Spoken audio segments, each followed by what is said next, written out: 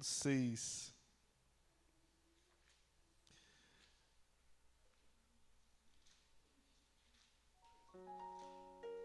Eu vou ler a partir de um texto bem conhecido de todos nós, o versículo, a partir do verso 25. Mateus 6, 25.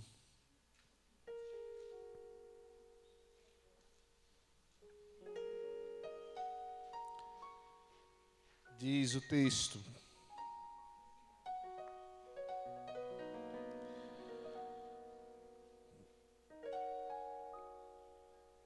Mateus 6, versículo 25. Mateus 6, 25. Por isso eu digo para vocês, não andeis ansiosos. Mateus capítulo 6, verso 25. Não andeis ansiosos pela vossa vida, quanto ao que haveis de comer ou beber, nem pelo vosso corpo, quanto ao que haveis de vestir. Não é a vida mais que o alimento e o corpo mais do que as vestes? Observai as aves do céu. Não semeiam, não colhem, nem ajuntam em celeiros. Contudo, o vosso Pai Celeste as sustenta. Porventura não valeis muito mais do que as aves? Qual de vocês, por ansioso que esteja, pode acrescentar um côvado ao curso da vossa vida? Por que andais ansiosos enquanto ao vestuário? Considerai como crescem os lírios do campo. Eles não trabalham e nem fiam. Eu, contudo, afirmo a vocês que nem Salomão, em toda a sua glória, se vestiu como qualquer deles. Ora, se Deus veste assim a erva do campo, que hoje existe e amanhã lançado no forno, quanto mais a vós, homens e mulheres de pequena fé. Portanto, não vos inquieteis dizendo: que comeremos, que beberemos ou com que nos vestiremos? Porque os gentios é que procuram todas essas coisas. Pois vosso Pai Celeste sabe que necessitais de todas elas. Buscai, pois, em primeiro lugar o seu reino e a sua justiça, e todas essas coisas vos serão acrescentadas. Portanto, não vos inquieteis com o dia de amanhã, pois amanhã trará os seus próprios cuidados. Basta o seu dia, o seu próprio mal. Vamos orar mais uma vez? A Deus, como é bom contemplar a Tua face por meio da Tua palavra. Como é bom. Como é bom viver em novidade de vida, com a direção do Teu querer. Eu te peço, Pai, que no nome do Senhor Jesus, Tu mostre para nós como que a gente vive a partir desses conselhos, a partir dessa direção que Tu há de nos dar nesses tempos. Eu te peço isso pela Tua misericórdia, pelo Teu favor e com muito temor. No nome de Jesus. Amém. Amém. Tem uma coisa, eu gosto muito de pregações, de mensagens. Sempre foi assim, desde o início da minha caminhada de fé. As mensagens sempre foi o que mais me chamam a atenção, o que mais corrobora para minha caminhada. Mas tem uma coisa que muito me incomoda nas mensagens. Porque eu entendo que a pregação do Evangelho não pode ser só um diagnóstico. Mas tem que ser um caminho. Passos santos para a solução da vida. Nós afirmamos, todos nós, que a Bíblia, que a palavra de Deus é uma regra de fé e prática. A pregação do Evangelho deve nos levar a uma vida prática de fé. Não somente dizer o que é, mas dizer o que a gente tem que fazer para ser. Não só nos mostrar o lugar, mas nos ensinar a trilhar pelo caminho. Não só nos dá o diagnóstico da coisa, mas nos ensinar, nos moldar a buscar o remédio, o antídoto, aquilo que vai resolver a coisa. Foi assim com o Senhor Jesus, ele veio viver entre nós para nos dar os passos que nós devemos dar para ter uma vida saudável diante de Deus. E o Evangelho é isso, são passos santos na direção de Deus, para que esses princípios santos nos levem a uma vida santa diante de Deus. Por isso que hoje a gente vai começar uma série de mensagens que são conselhos para uma vida melhor, conselhos de Deus, conselhos com base nas Escrituras Sagradas. E o conselho de hoje é como vencer a ansiedade. Eu não vou pedir para você levantar a mão de forma nenhuma. E você não vai levantar as suas mãos. Eu vou só te perguntar e você vai dar um sorriso para mim. Quem é ansioso que está aqui nessa noite? Dá só um sorriso para mim.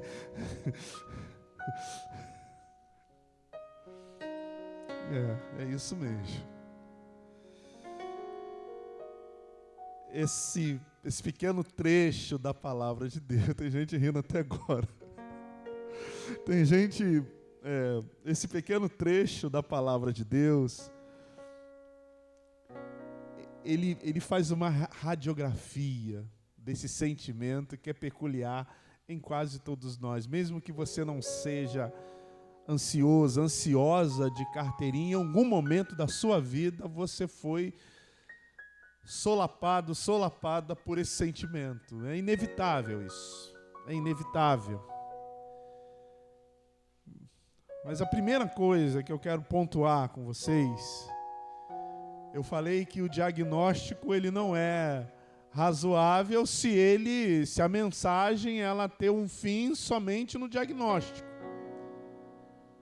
Mas a gente precisa de um diagnóstico. A gente só trata a partir de um diagnóstico. Então, onde está a origem da ansiedade? E se você tiver com a sua Bíblia ou com o seu celular, mantenha aberto no texto. Ela começa, segundo o texto, ele diz assim, olha, por isso eu digo para vocês, não os andeis ansiosos, ansiosas pela vossa vida, pela vida de vocês. Com o que vocês vão comer, com o que vocês vão beber, com o corpo de vocês, quanto que vocês haver de vestir. Esse trechinho desse texto aqui disse o envolto da vida de todos nós. Porque, por certo, quando a gente lê essa introdução desse pedacinho dessa palavra, a gente fica muito com a intenção, com a roupa, com a comida, com a bebida, com o corpo físico. Mas o que está por trás disso? O que é o pano de fundo disso que o texto está dizendo? O texto está dizendo de 99% das suas preocupações. O texto está dizendo que às vezes deixa você em claro durante a noite. O texto está dizendo que aflige, por vezes, a sua caminhada aqui na terra. Ele não está falando especificamente da comida, da bebida, da tua roupa, do teu corpo. Ele está falando das suas aflições, daquilo que tira o teu sossego, daquilo que tira a tua paz, daquilo que faz com que você fica atormentado, atormentada. É isso que o texto está querendo reproduzir no teu coração, no nosso coração. E ele usa as coisas mais peculiares do dia a dia. A alimentação, as coisas que são pertinentes à vida humana, à hidratação, ao vestimento, ao corpo, à vida, à saúde. Mas o que ele de fato quer dizer, que você não deve ficar ansioso, ansiosa, pelas coisas que mais te fazem, na verdade, você ficar ansioso e ansiosa. Até aqui ele tem o diagnóstico. E se parar aqui tá bom? Não, não tá bom. Porque disso todo mundo já sabe. Essas coisas realmente me preocupam. Eu me preocupo com a conta que eu vou pagar amanhã. Eu me preocupo se vai ter o pão de cada dia para eu comer. Eu me preocupo com a minha saúde, se a minha família vai ter saúde. Eu me preocupo com todas essas coisas. Eu me preocupo com a minha vida. Eu me preocupo com a vida dos meus familiares. Eu me preocupo com a vida das pessoas que eu amo. Tudo isso faz parte das minhas preocupações. Tudo isso faz parte das minhas inquietações. Tudo isso faz parte do quanto ansioso, do quanto ansiosa que eu sou. E como é que eu faço isso? É que nem aquele que foi falar... Tem uma palestra na igreja. E qual o tema? O inferno. Pô. Aí tu vai, né? Da igreja, aí o cara fala como é que é o inferno. O que tem no inferno.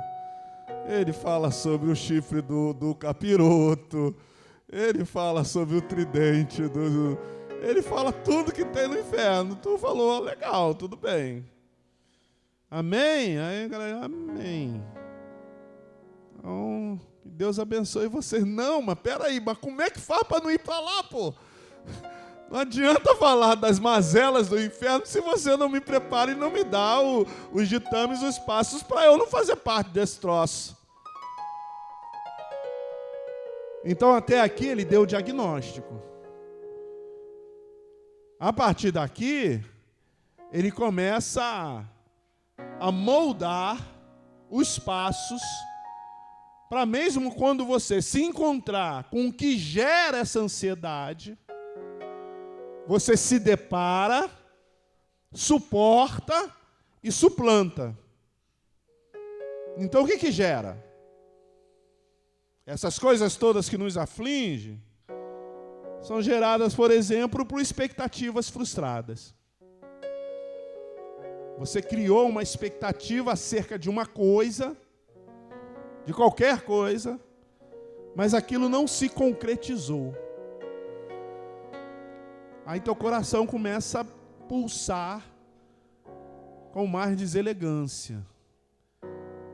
Começa a pulsar mais forte. Parece que ele está se espremendo dentro do seu peito. Porque você ficou chateado, você ficou chateada porque a tua expectativa, aquilo que você que você criou no seu coração não se concretizou, não se cumpriu. O que pode gerar? Medo. Pastor Marco pregou aqui domingo. O medo pode gerar uma extrema frustração, de forma que isso vai curtindo uma ansiedade em você. Você está para fazer uma prova num concurso. Cada vez que você pensa na prova, dá um frio na barriga. E isso vai moldando, vai pintando o quadro da ansiedade na sua alma. Você vai ter uma entrevista de emprego. Aquele emprego dos sonhos. Vai se aproximando a hora, começa a dar sudorese. Você começa a suar frio. E isso vai moldando, colocando a moldura na ansiedade no teu ser. Medo. Outro lugar que nasce a ansiedade, culpa. Você fez uma coisa errada, você chega em casa, sua mãe, o seu pai, o seu filho, olha para você, sabe? Não vou nem olhar, vou olhar assim. Aí você, o que você fez? Pavor que alguém descubra o que você fez errado. Isso também vai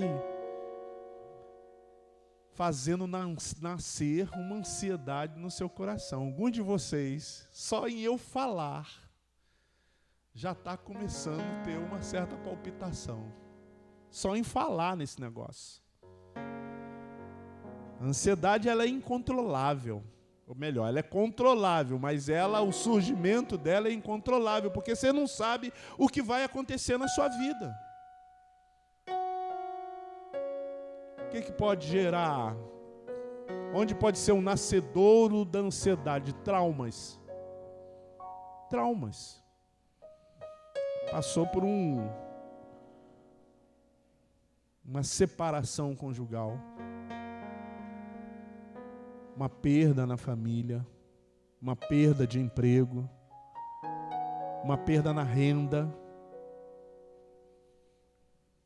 Tudo isso são nascedouros desse sentimento nas nossas vidas.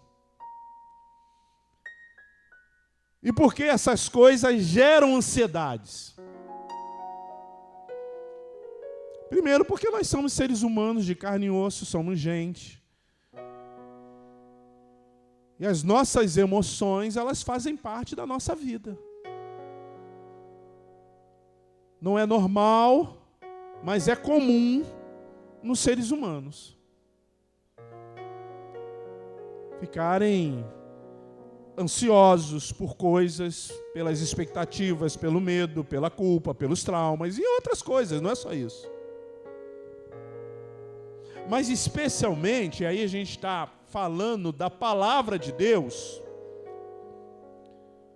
por conta da inversão dos valores que esse mundo, que essa vida nos impõe, e às vezes nós, mesmo sendo servos de Deus, nos deixamos envolver-nos acerca das distorções dos valores, dos princípios que o nosso Deus, que Cristo Jesus, nos mostra e nos impõe para que nós vivamos e tenhamos uma vida santa. A segunda parte do versículo 25, ela diz assim: não é a vida mais do que o alimento, e o corpo mais do que as vestes? Ele está dizendo o que a gente podia parafrasear com aquele adágio popular. O que é mais importante? O anel ou o dedo? O cordão ou o pescoço? Tem gente que inverte os valores. Ele dá mais valor ao anel do que ao dedo, ao cordão do que ao pescoço. Aquilo que a alegoria do que aquilo que verdadeiramente é. O enfeite da coisa de fato. O texto começa dizendo isso. Olha, uma das coisas que impera, que reverbera a ansiedade é a inversão dos valores que Deus deixou para a gente viver. Vocês estão dando muito mais valor ao alimento do que o corpo, as vestes do que o corpo, ao alimento do que a vida. Você precisa do alimento, mas a vida é mais importante do que o alimento. Você precisa das vestes, mas o corpo é mais importante do que as vestes. Você precisa viver, mas o que mantém a tua vida viva é a alma. Você precisa voltar, porque os seus valores, os seus princípios, os desígnios da tua vida estão invertidos. E por isso que essas coisas solapam a sua alma. É por isso que você fica tão ansioso e tão ansiosa, porque você começou a valorar, você começou a colocar as suas expectativas no anel e não nos dedos, nas vestes e não no corpo, no alimento e não na vida,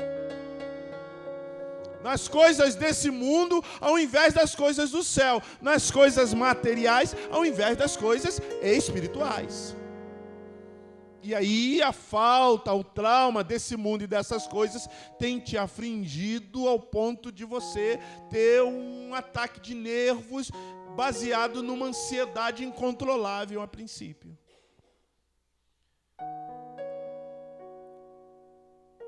As distorções dessa conduta é o que o profeta Ageu fala. Vocês comem, está sempre com fome. Vocês bebem, está sempre com sede. Vocês se vestem, está sempre com frio. E o dinheiro que vocês ganham parece que vocês colocam num saco furado. Não dá para nada. Por quê? E a mesma coisa que o texto do nosso irmão Mateus descreve, o nosso irmão Ageu também descreve. Ele diz, porque a casa do Senhor permanece em ruínas. Acaso não é hora de vocês reconstruir a casa do Senhor? É hora de você reconstruir a vida de vocês? Eles haviam voltado do cativeiro e todo mundo estava vendo a sua própria vida e a casa do Senhor destruída. A presença do Senhor estava sendo colocada em segundo plano. A vida com Deus era mais uma coisa, mas não era a coisa mais importante também. E como é que faz para tratar disso? Versículo 26 e versículo 27. Observai as aves do céu. Não semeiam, não colhem, nem ajuntam em celeiro. Contudo, o vosso Pai Celeste as sustenta. Porventura, vocês não valem muito mais do que essas aves? Qual de vós, por mais ansioso que vocês estejam, pode acrescentar um côvado ao curso da vossa vida? Busque conhecer a Deus. Olha o versículo 28, 29 e 30. Por que andais ansioso quanto que haver de vestir? Considerai os lírios do campo, eles não trabalham, nem fiam. Eu, contudo, afirmo para vocês que nem Salomão, vocês sabem quem foi Salomão. Muito rico. Nem Salomão em toda a sua glória se vestiu como qualquer um deles. Ora, se Deus veste assim a erva do campo, que hoje existe e amanhã lançada no forno, quanto mais a vós outros, homens de pequena fé. Procure conhecer a Deus. Deus é bom, meus irmãos. E Deus é bom o tempo todo. Assim como eu preguei há pouco tempo atrás, que tem uma corrente que diz que Deus não ama todas as pessoas, tem uma correntezinha também que diz que Deus não é bom sempre. Não, a bondade de Deus faz parte do ser de Deus, dos seus atributos. A gente às vezes não entende a bondade de Deus pela limitação da nossa mente, mas Deus é bom o tempo todo. O nosso irmão Mateus, escrevendo, inspirado pelo Espírito Santo, está dizendo, olha, uma erva que nasce num dia e é jogada no fogo no outro, Deus veste com mais beleza do que Salomão, que foi um homem glorioso, cheio de riqueza, cheio de haveres. Se Deus faz assim com uma erva que nasce num dia e morre no outro, como que Deus vai tratar de vocês que são muito mais valiosos do que as ervas, do que a erva do campo? Sabe por que a gente fica ansioso, meu irmão? Sabe por que a gente fica ansiosa? Porque a gente não olha para Deus como Ele é. Deus nos ama. Deus entregou o seu próprio filho, o seu único filho, para morrer por mim e por você. Deus é o nosso Pai celeste. A palavra ansiedade no grego original é aperto. É como se fosse um sufocamento. As pessoas que têm crise de ansiedade, ela é como se ela estivesse perdendo o ar.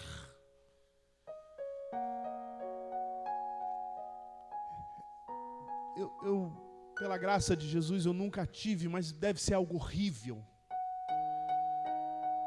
O peito aperta.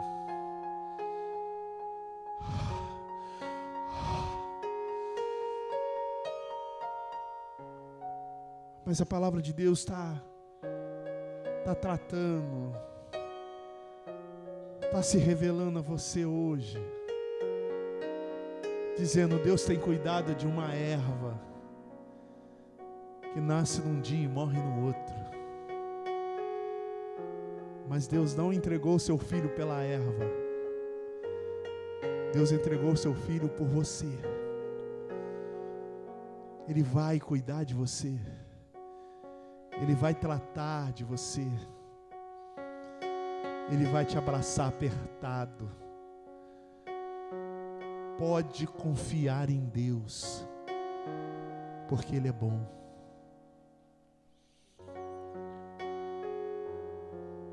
Ele é bom em todo tempo, meus irmãos.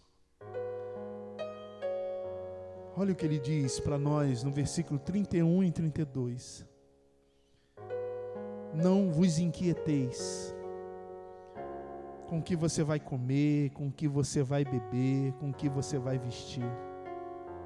Fica tranquilo com o dia de amanhã, fica tranquilo, fica tranquila.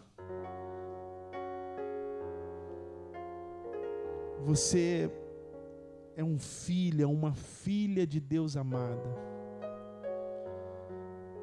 Viva como um filho, como uma filha de Deus. Ele diz no versículo 32, porque os gentios são que procuram essas coisas. Porque eu conheço as necessidades de vocês.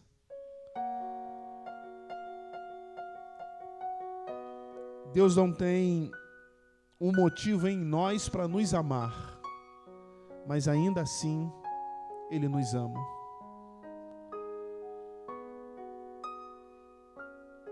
Eu e você não fizemos absolutamente nada para Ele nos amar, mas ainda assim Ele revelou o seu amor por nós. Você é um filho amado de Deus, você é uma filha amada do Senhor. Eu não sei qual o problema, qual é a dificuldade que está tirando o seu sono, que está elevando a sua pressão, que está te dando arritmia cardíaca. Mas eu sei de uma coisa: nós seres humanos somos movidos por duas coisas. Isso é recorrente, já disse para vocês: por dor e por prazer. Nós sempre buscamos resolver um problema ou ter uma recompensa. Ou nós nos movemos pelas dificuldades da vida, pelas tribulações, pelos problemas da caminhada, ou pelos sonhos, pelas conquistas, pelo reconhecimento. A nossa vida sempre está envolta a algumas dessas coisas. Às vezes falta dinheiro, às vezes falta saúde, às vezes é uma conquista amorosa, às vezes é um valor material. E aí, na contrapartida disso, a dor possivelmente nos leva ao medo. E o prazer nos leva à ganância. E aí tem o inimigo das nossas almas, sabendo da forma que a nossa mente opera, porque ele é um ser milenar. Ele não entra na tua cabeça, mas ele sabe desculpa a expressão, o modus operandi dos seres humanos, a forma de agir de nós. Ele vai falando tudo certinho para você. É como aqueles demônios que estavam no Gadareno. Quando Jesus se aproxima, ele disse: Mestre, que temos nós contigo? Algumas versões baseiam essa frase. Jesus é mestre, sim ou não? Sim. O mentiroso não mentiu. Vírgula.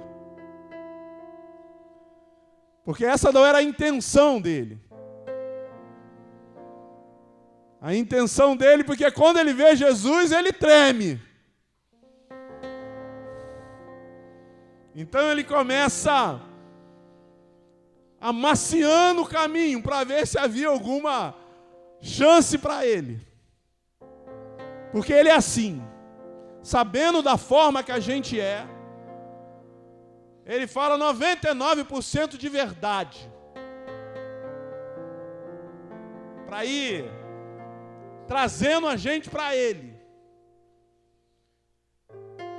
Aí ele te dá um presente, uma caixa bonita, reluzente, com um laço, com uma fita expressiva. Aí você abre a caixa, dentro da caixa tem uma caixa de bombons gostosos, assim, camuflado com chocolate da melhor qualidade. Por baixo da camada de chocolate tem uma camada de chantilly. Aí você fica com água na boca, com vontade de comer. Aí você tira um pedacinho, sai uma calda de cereja.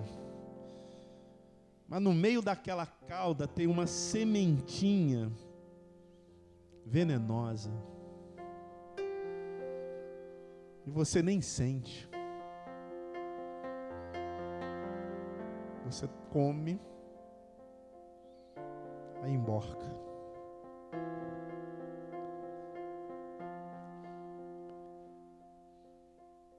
É assim. Se você não vive como filho de Deus, você é encapsulado, é tomado das coisas desse mundo. Você é chantageado pelos embrulhos bonitos, pela cobertura de chocolate, pela camada de chantilly, pela calda de cereja. Mas quando você vive como filho, como filha de Deus, nada disso ludibria os seus olhos, nada disso toma o seu coração, a sua mente, a sua alma. Só a presença de Deus faz com que o seu coração palpite, só a presença de Deus lacrimeja os seus olhos, só a presença de Deus alegra o seu coração. Aí você não fica imune, mas você suporta e suplanta qualquer motivo que te leva à ansiedade. Finalmente, eu quero ler com você os versículos 33 e 34. Diz assim a palavra de Deus: Buscai, pois, em primeiro lugar o seu reino e a sua justiça, e todas essas coisas serão acrescentadas. Portanto, não vos inquieteis com o dia de amanhã, pois o amanhã trará os seus cuidados. Basta ao seu dia o seu próprio mal. Meus irmãos e minhas irmãs, obedeça a lei de Deus. E dentre as leis de Deus existe uma lei que está no primeiro mandamento, que é a primeira pergunta do nosso catecismo, no Catecismo de Fé de Westminster, lá do Catecismo Maior. Obedeça a lei das primícias. Sabe qual é a lei das primícias? Aquela lei de Abel e Caim. Caim trouxe o que restava, o que sobrava. Abel trouxe das suas primícias. Eu sei que você tem muitos afazeres, eu sei que a tua vida é muito corrida, eu sei que a tua agenda é muito concorrida. Mas pare de tratar Deus como opção da sua vida. Deus é a nossa prioridade. Deus não é o que sobra. Deus é o primeiro. Não há nada antes de Deus. A coisa que você mais ama, o ser que você mais ama, não pode estar na frente de Deus. Cada dia é o seu próprio mal. Hoje a gente está vivendo às 20h56. Amanhã, outro dia. E todos os dias das nossas vidas, nós buscamos estar na presença desse Deus. Esse culto aqui é só um momento que você está com Deus. Mas em Deus, por Deus e para Deus, nós devemos estar em todos os momentos. Porque Ele não é nossa opção. Ele é nossa prioridade. Amém? Vamos ficar em pé.